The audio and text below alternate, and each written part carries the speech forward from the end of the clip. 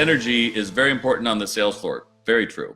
How can I pull out the fun and energy from sales associates in different personalities? I had tried past the bill to create a fun way for the girls to achieve their goals and targets. So Laura, the problem with, I mean, pull out the fun and energy from your sales associates, you don't pull that out. I mean, ultimately, they're supposed to bring that to work, right? So, I can only motivate you if you want to be motivated. If I told you that this pen would be a prize and you were a writer and you knew that this would give you the book advance of $10,000 that you've always wanted, you would work for this. But for most other people, it's like, it's a pen. What the hell would I want a pen for?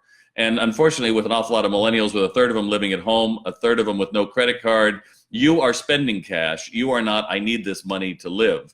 So I would encourage you to turn back around and try to ask them, how do we make this a more fun place? Because most people will think fun is something the boss has to come up with. Oh, well, I'll do a Secret Santa.